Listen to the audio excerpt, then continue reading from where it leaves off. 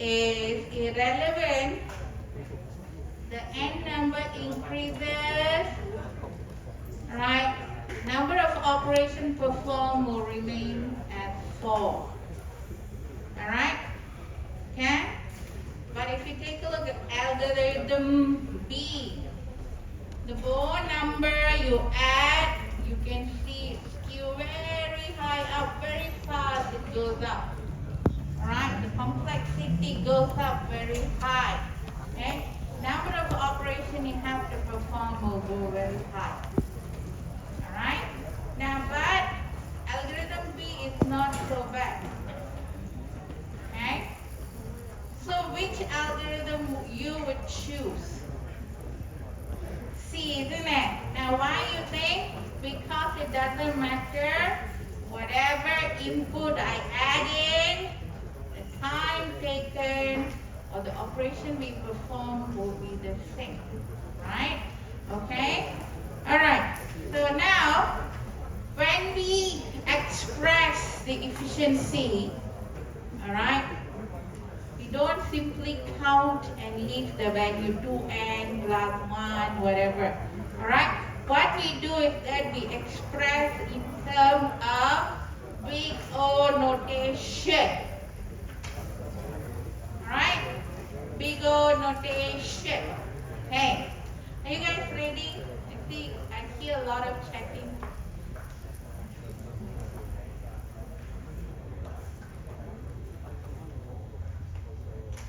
Alright, okay. So now, you see that the actual time requirement of algorithm, of course, cannot be computed. Alright. What we do is that we express it in terms of big O notation. Big O notation. What is this big O notation? Alright. Now, it describes the complexity of your algorithm or efficiency of your algorithm. Alright. It gives us an idea how complex our algorithm is going to be with the respect of input side. Okay. If the input is low, what is the efficiency? If the input is high, what will happen to the efficiency? Alright? So from here you can see algorithm C is more efficient. Even if you have low number of input or high number of input, the efficiency will be remaining the same. Alright? But if you take a look at algorithm B, right, low numbers all start very low, then algorithm C, you see that? Pretty low. Right? But when the input increases, the n value increases, you can see a very sharp turn upward. Number of operations goes very high. Alright? So, if we don't have the algorithm C, the best one you have to pick is, of course, algorithm A. So, it doesn't go up very high, still manageable. Okay? Alright, so we're going to express in terms of notation, big O notation. So, let's take a look at it. So, we find a function of problem size that represents the algorithm time requirement. And then as the problem size increases by some factor, the value of function increases the same factor. Alright, so this is what we're going to check in terms of the time requirement. Alright, now how you derive big O notation? You already calculated all the primitive operations. So now what to do with it? Alright, so first of all, let's take a look at example. Alright. Now, steps to derive big O notation. Okay, what is the big O notation again? It describes, right, the complexity of your algorithm, okay, in mathematical terms. Okay, we also can describe it as the growth rate. Okay, growth rate. Or you can say order of growth.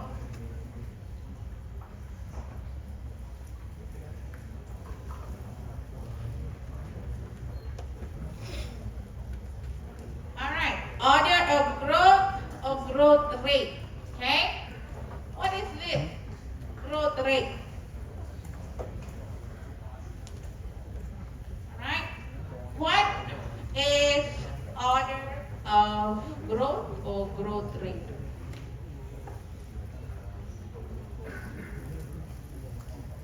Okay? Now it means, right, when input size increases, okay, when input size increases, how long it will take for algorithm to process. Okay, so that is the growth rate. Alright, will it grow linearly? Alright, so we have term linear, quadruple, okay, cube. Okay, how fast it increases in terms of time. Okay, now, so first we have to check, use the given identity and ignore smaller term in a growth rate function. So let's take a look at this example given. If a growth rate function, this is the function, means this is the equation, a mathematical equation. Alright, so mathematical equation, here if n is input size, if n is 1, what happened with the value? N is 2, what happened? Okay, so how fast the value will grow? Okay, so we're going to take a look at the growth rate, order of growth. So big O notation, alright, we write it like this, O, open bracket, okay, and the growth rate will be indicated inside. Okay, so let's see, this is like mathematical simplification, yeah. Alright, what you have to do is that ignoring the smaller term. How would you ignore the smaller term? Alright, so let's take a look at this. For n squared and 50n, alright, which will produce higher value? Smaller terms, of course, n squared will produce higher value, right? So what we do is, alright, we ignore these two values. We only keep this. Alright, do you understand? So multiple n and n squared will be more value, okay, bigger term. So this 2 is removed. Now we have 4n squared. Okay, now we have to ignore the constant multiplier, coefficient. That means 4, right? It doesn't matter, n value will increase, okay? Whatever number, 4 will remain constant. It's a multiplier, constant. So what we have to do is that we have to remove the constant multiplier. So we'll end up having O, we call this big O, n squared. Alright, what is this big O n squared? This is the time taken for a particular algorithm to process the data efficiently. Alright, so we will say if the number of n, we go back here, if n is 1, okay, what is the value? Okay, if n is 2, what is the value? If n is 3, what is the value? We can plot it up whether it's going up sharply, alright, drastically, or it's going up slowly. Time taken up. Alright. Okay, so now we did earlier, okay, we did our algorithm A, B, and C. So you remember how we derived 2n plus 1, so you must know how to calculate. So in this case, we have 2n plus 1 for algorithm A. B, we have n squared plus n plus 1 and 4. So if you take a look at in terms of big O notation, alright, you can see here, alright, 4 is big O 1. What big O 1 indicate? Alright, big O 1, right, indicate constant. Alright, it doesn't matter. Input size increase, decrease, constant only. Alright, so let's see how to derive it. Now first 2n plus n, you ignore the smaller term. Alright, you ignore the constant multiplier, then you'll end up with n. So that is your big O N. So this is a big O N notation, time efficiency for algorithm A. Right? Now let's take a look at algorithm B. How we calculated algorithm B. Alright? Now, we need to ignore smaller term. Ignore all the smaller term. We'll end up with n squared. So n squared don't have constant multiplier. So as such, second algorithm is big O notation n squared. Right? Now, last one is actually 4. Alright? Now in terms of n, we have n, alright, power of 0. N power of 0, that means if n value become 1, power of 0 is 1. If n become 3, power of 0 is 1 also, isn't it? Alright, so n value doesn't make any changes. Alright, so we're just going to ignore the coefficient. Ignore the coefficient.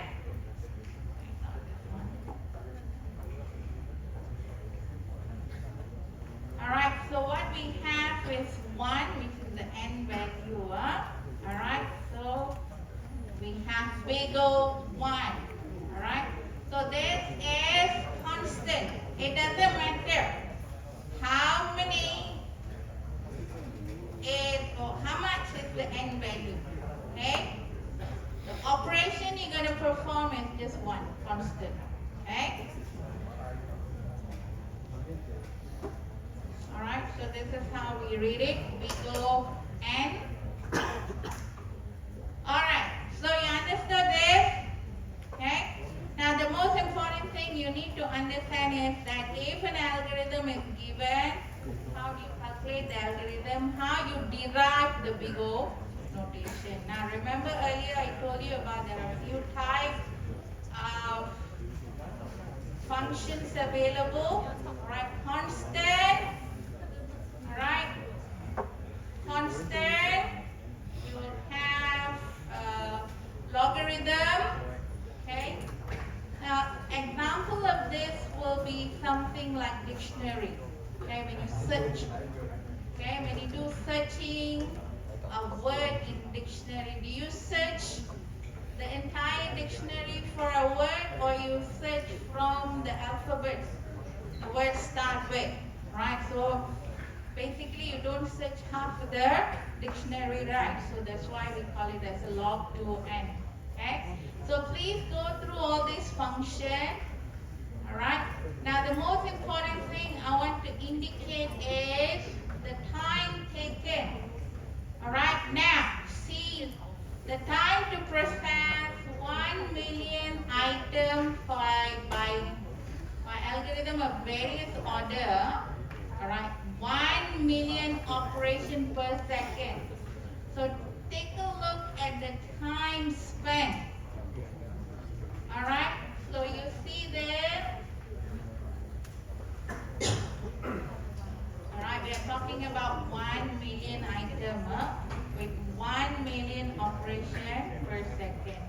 Alright, so take a look at how long it will take if your algorithm growth rate is n squared. Alright, so this is what you have to catch up. Alright, alright, now we're going to come out of this.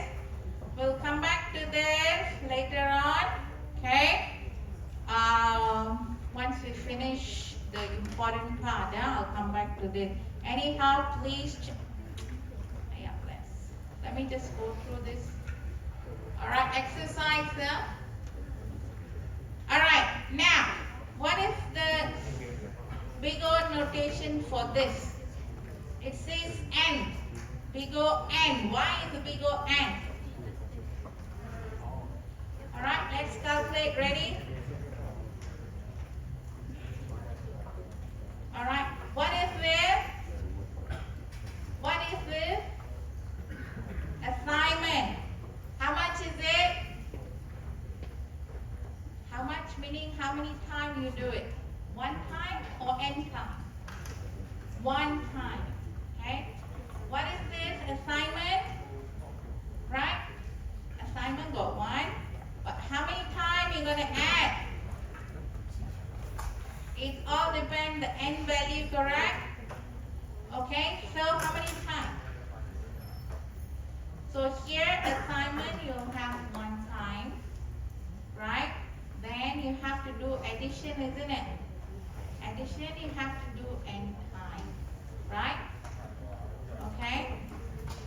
Okay?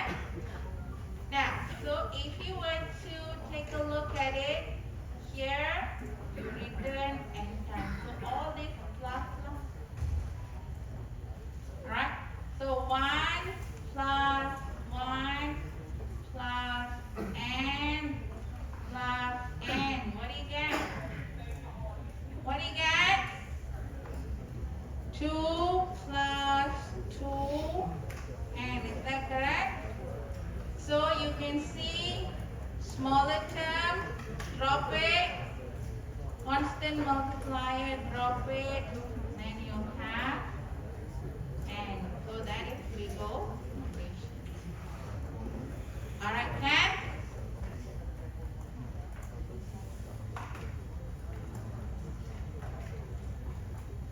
Alright, Kanda.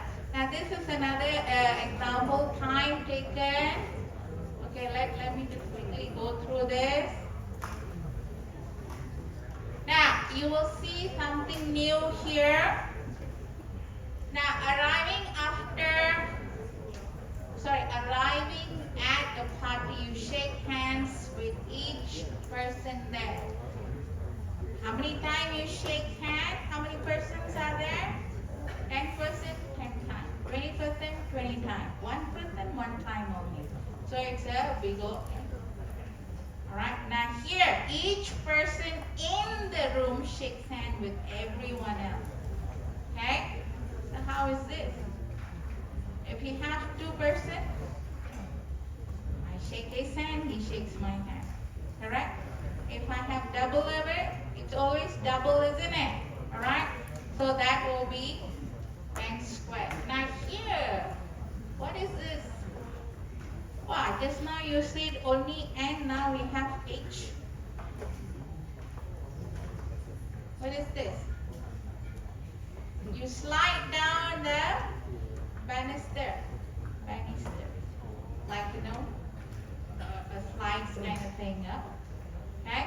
If the height is short, of course, it's going to take shorter time. If height is higher, it's going to take longer time. Okay? Elevator, you go up to the elevator, you press the button, it doesn't matter. Alright, how many floors are you walking up? Nothing, you're just standing there, right? Are you getting tired? No, constant. Okay? If you are riding the elevator, okay? Now, that means you go to the first floor, door open. Go to the second floor, door open. Go to the third floor, door open. You understand? The more floors you have, the longer you're going to take. Okay? When you're reading a book twice, how about this? Read a book twice. More pages, longer it's going to take. Okay? Of course, you're reading twice. Of course, it's going to take longer than that. Can you read a book, let's say in future AI, no need to read. Just plug it somewhere here, upload it. Knowledge is there. That will be constant. By reading book, it's going to take time. Okay? Alright, so let's finish this. Okay, now let's move on to this. This is what I want to go through. Alright, implementation. Okay? Now, what are the ADT collections you know? Of course, you know a lot. What we learned previously? We learned list, queue, stack. Okay, you have to use this in your coursework, right? Okay, so how can we implement these three collections? We can implement using array, or we can implement using linked list. Okay, now first let's learn linked list. Then next class we can learn our first we learn array, next class we learn our linked list. Okay, now array. What do you understand about array first? What is array? What do you understand about array? Okay, we can store collections of data, correct? Yes? Alright.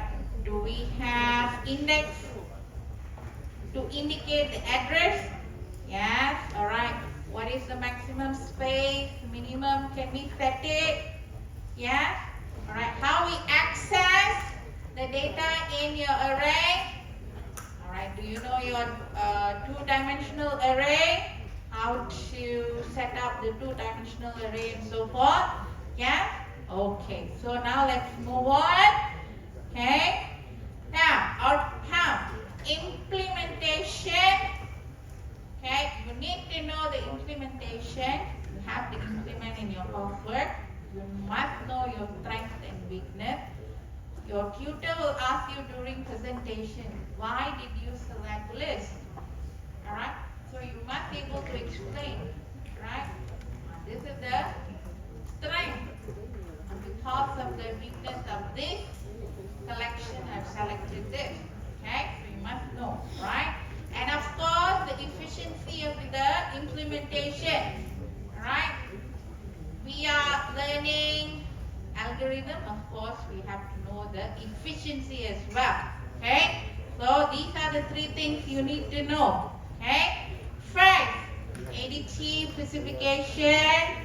Remember last class we did. What is ADT specification?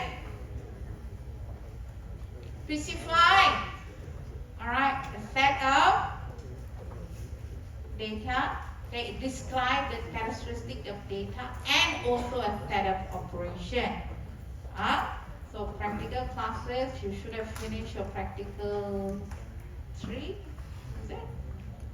Yeah, you should have finished practical 3. If not possible, then maybe this week.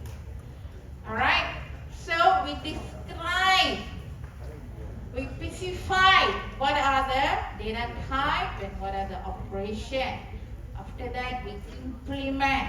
Right, last class, I also showed you how we implement. I showed you the counter. Remember? Okay? Now, so we need to implement. First, we create the interface. Next, we create the class. And finally, we create the client program. Okay? So let's start. Collection ADT. As I said before, is collection of objects. We have linear collection, list, stack, and queue. Alright, the differences between them is just the restriction we're going to impose. Alright, list got no restriction in terms of adding, removing. Stack and queue got restrictions in terms of how we add and how we remove. Okay? Alright, so let's take a look at list in detail. Alright, so list is something that we organize our data in a certain way. We have gone through earlier certain examples like playlist, weapon list, task list, right? Okay? So a list provides a way to organize our data.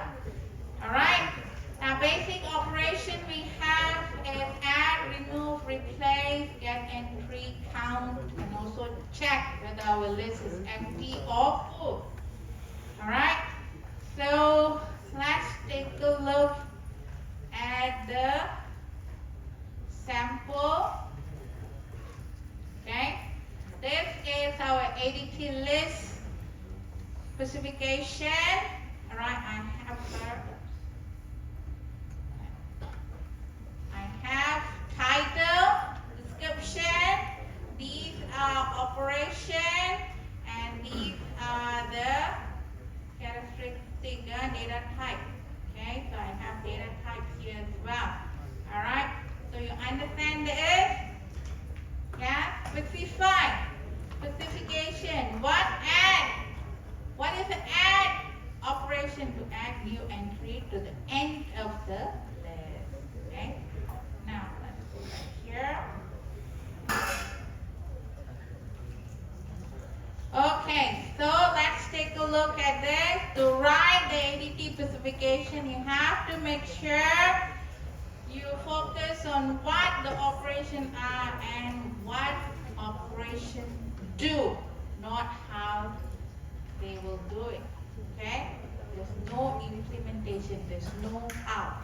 Remember just now I showed you add at end of list, correct? Is there any implementation? Right? If you just say add, but add end of the list. Right? Okay? No information on how we're gonna do it. Okay, so that is your ADT specification. Alright? So everything will be in abstract now. Alright. Now, issue to consider.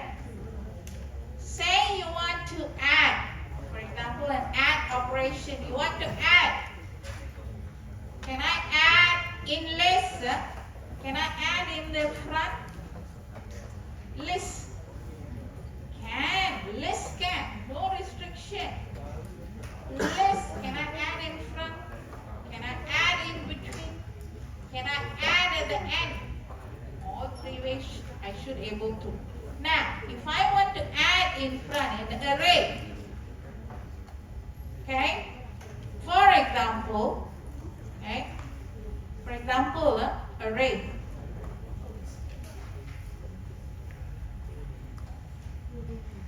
Okay, this is index 0, 1, 2, 3, and so on. Okay, I have a number. Alright, now I want to add number 6. Well, if this is already in sorted array, where should I add? Well, I should add in front, isn't it? Okay, now when you add in front, things to consider. What happened? Is this how we want to add? Alright? What happened to 7? 7 is missing, right? So, maybe I need to shift, create a space here, then I add, right? How do I create space? How long it will take for me to create that space? Is it efficient? Alright? Right enough. Now, if I want to add the 6, if I want to add the 6 at the back, is there any issue? Do I have to move my item? Efficiency better or not? Alright, maybe yeah, better. Okay? Right? Now, what if I want to add in between? How do I move my data? Alright? So if I want to add, let's say another value, 10 in between. How do I add? How to move this item? Right? That is to add alone. Okay? How do I remove? Okay?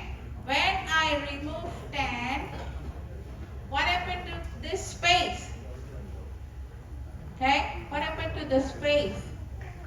So these are some of the consideration for each operation you have to take a look. Okay? You must provide some alternative situations. So let's say my array is full. I want to add. Can I add? But what if I must add? Student forever increasing. I cannot set, oh, I must only have TAR UNT must only have 100 students. Cannot. Is it possible? Alright? Increases, right? So how to store all this data? What if the array is full? What do you do with it? Alright? A list could become full. What happened to add? Alright? If you want to remove, alright? Replace, get entry. It's not meaningful if list is empty. Alright, so what do you do? Okay? These are some of the design issues. Okay? You have to decide how to handle this special situation. Okay? Unusual condition. Alright? These are the things you have to decide in your coursework. Alright? This is how you get more marks. Alright? Okay? Alright, so what do you do with it? Well, assuming invalid situation will not happen. This is what is your first assumption. All of your coursework will do this. Alright? You assume it won't happen. Alright? During presentation, let's say tutor asks you, okay, put this kind of data, suddenly comes out error. Alright? And you'll be like, okay. Correct enough. So we can assume. Ignore. Alright? Assume and ignore. And of course, you make a reasonable assumption. Alright? You can throw in some exception. Alright? So these kind of things that we can do. We also have return value. Fail to insert. Okay? Return false. Cannot insert return false. Okay?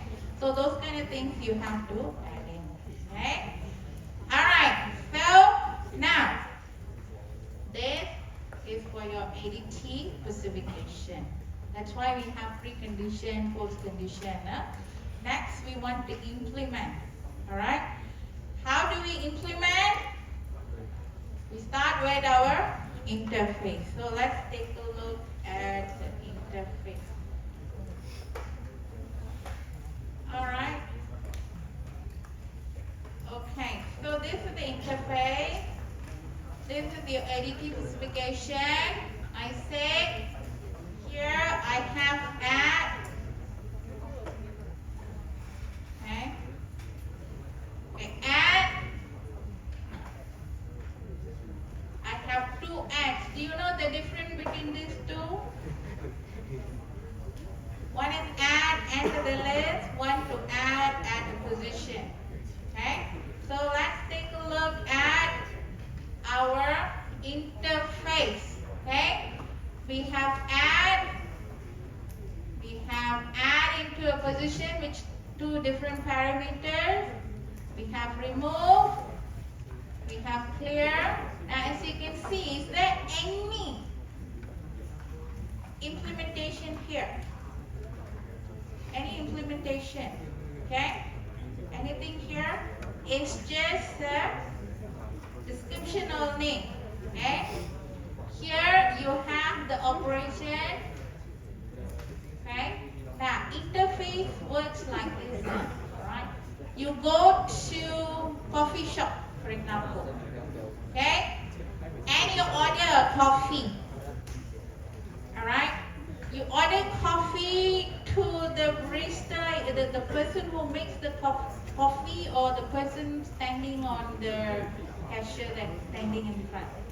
Alright? So you will tell, I want coffee, right? And they will make the coffee and they give you the coffee. Alright? Now can you go inside the place where they make coffee and say, hey, put sugar, 2 spoons, boil water? Do you tell them? No, right?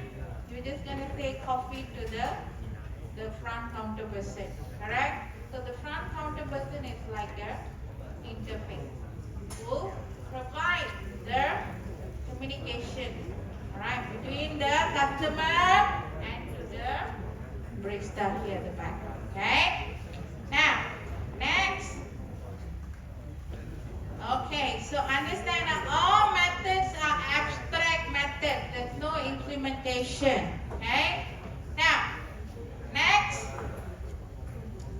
When you take a look at your implementation, alright, there are two things we have to take a look in terms of data field in your Java class. Array to store the element in the list. Next one is the integer variable here, number of entry, to keep track of the current total number of element in the list. Current element in the array. Okay? Why do you think we have to keep track of number of element data in your list, in your array? Alright, why do you think you have to keep track? I have to make sure I have enough space. Alright, then I must make sure how many students are in the list, for example. Alright, so I keep track of them. Alright, now, this one.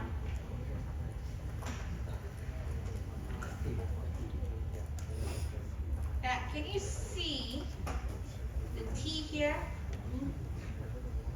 Alright, Malaysia. In Malaysia, you go to Starbucks. Let's say I am standing there. Okay, the counter person. Let's say you talk to me. What language would you speak? English? Can? What other language you can speak to me? Tamil? Alright. What other language? Malay? Yeah? Maybe let's say I can speak some Chinese dialect. Cantonese, Mandarin. Right or not? No matter what language you speak, alright, to me, I can provide you the coffee. Right? So you are talking in English, you're talking in Tamil, you're talking in Mandarin, Cantonese, Malay. Alright? You understand? 5 different languages. Can? Now, T here indicate generic type. Alright? Customer come in, can use any language to order. I will provide the coffee. Client program can use list using any data type. Alright? And they can store the value in the list. It's generic type. It's not confined to text only. It's not confined to numbers only. Alright? Entity, string, integer, we can install or we can store it. Okay, understand? Yes or not? Understand the logic, yeah? So we use a generic type.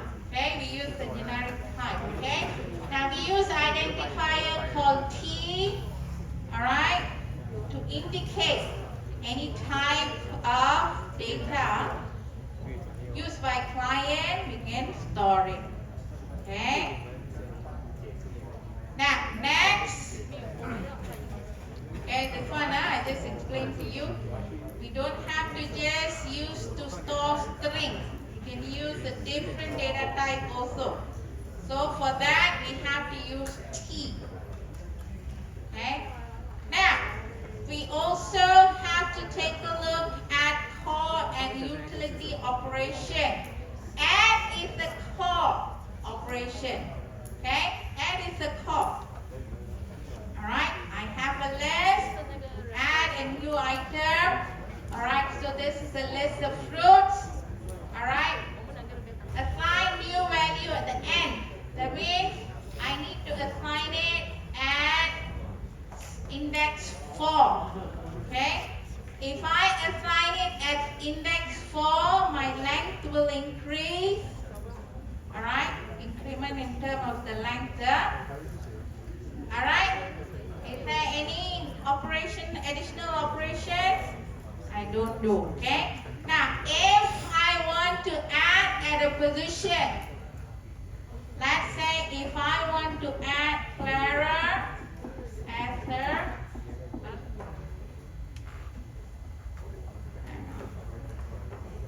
okay? If I want to add Clara on a third position, but I already have data here, all right? So what I have to move, I have to move all this data, all right, in order to fit Clara in. So this is the utility method, make room to shift elements ahead, okay? So this is the make room method, okay, we use. All right, for remove also, all right, for remove, let's say we want to remove Bob. All right, so once I remove Bob, of course there will be empty space here. I will remove this gap by moving, shifting all the entry, okay? So this is another utility method, remove gap, okay? Let's take a look at this. Implementation list. To add, okay, I have array, number of entry equal to new entry. Add new entry data, parameters coming inside. Add function, I assign it to an array. Here is the index, okay? So at the beginning, my index will be 0, all right? Once I add my value, my index will increase. You understand this? Yeah? All right. So then I return true to indicate that this value is added, okay? Now for remove, this is just add at the end. If you take a look at remove, add into a position, you have a method called make room. You have a method called make room, new position, okay? So we have to move our element. Now for remove, you have remove gap. Okay, once I remove 10, okay, this empty space, I have to remove it. That means I have to copy 8 and 9 forward. Okay? And if let's say make gap means I have to remove this backward. Okay? Alright. So that is on add, remove. Okay, similarly for replace, get entry and contain. What is contain? What is contain? Contain is to check whether the item is in the list. It's like search. Okay, search the item is within the. Alright. Now, so this is all the algorithm. Please run it, yeah. Let's see. Please.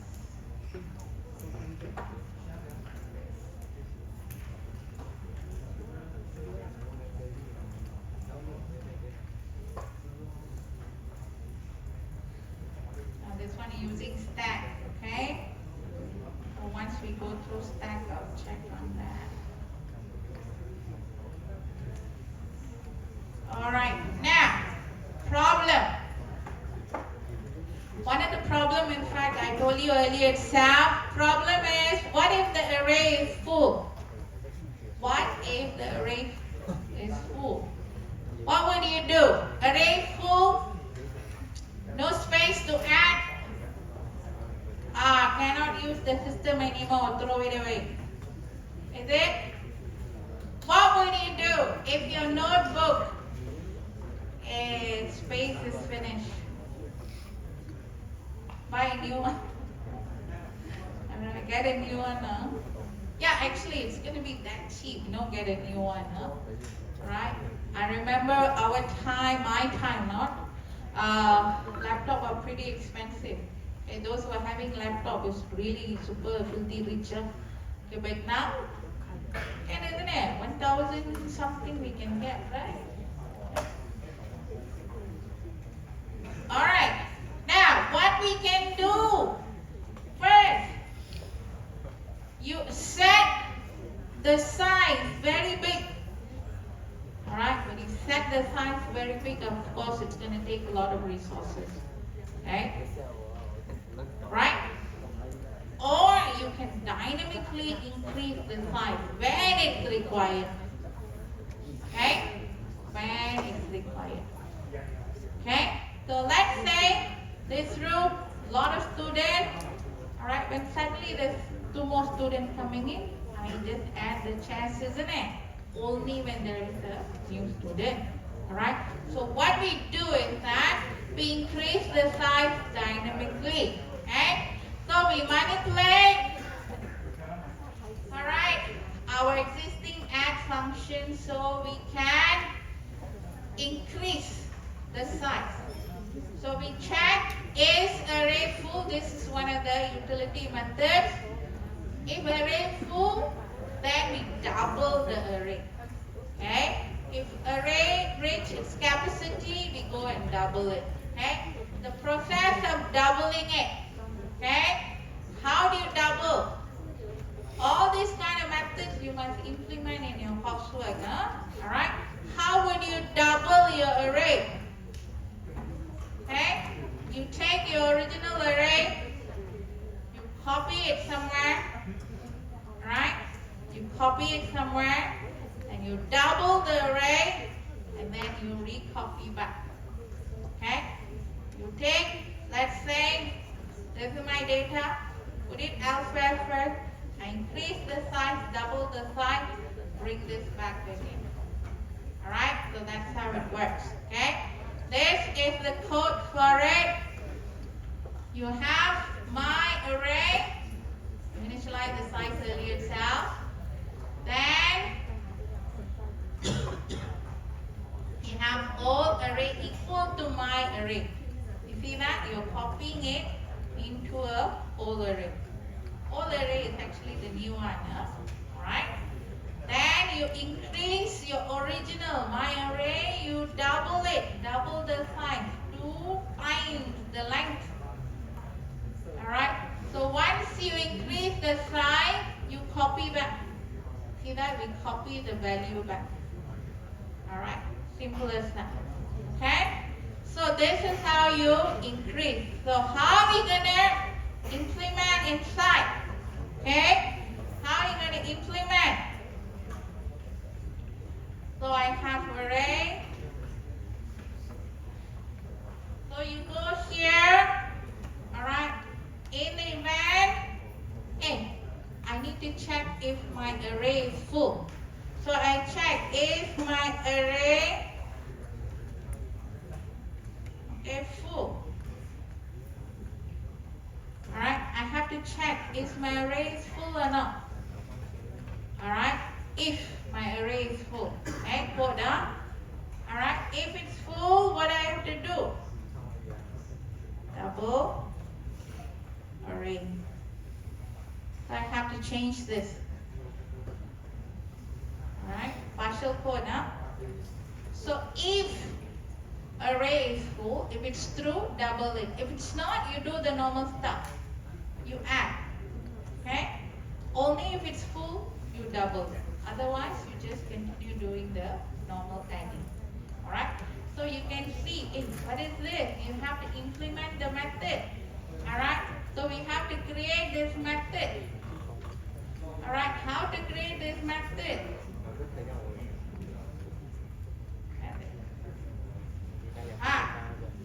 So this is where you have to check. How to check whether array is full or not? How do you know array is full? How can you know array is full? How do I know this class is full? No empty chair, right? is equal to 200. Space, the length equal to the entry. Alright? So you have to check whether the array is full. Number of entry is equal to array length. So in this case, it will return yes, it's full. Then you double it. Alright? So how to double it? So another implementation. How to double it. Okay? So you have to write the code. Oh, that's the code. There you are.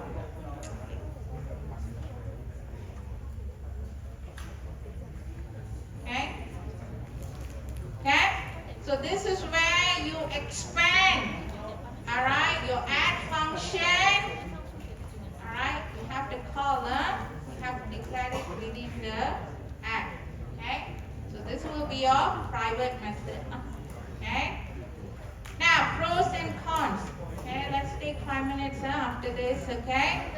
What is the pros and cons of using array implementation for list, ADT list? Retrieving is very fast. Why retrieving is fast? Because we have index value, so it's very easy. Adding at the end is fast. Alright?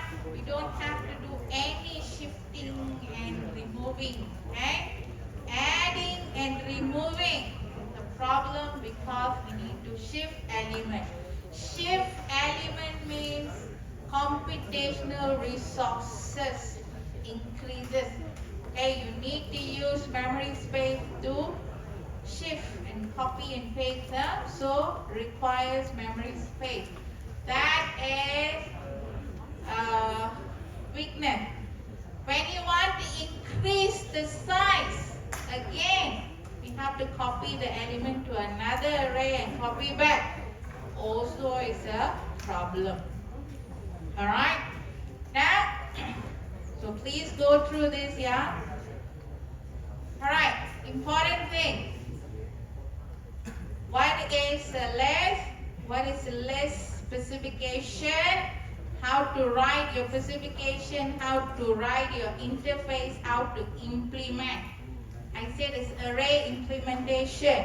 Array implementation means you have to implement using arrays.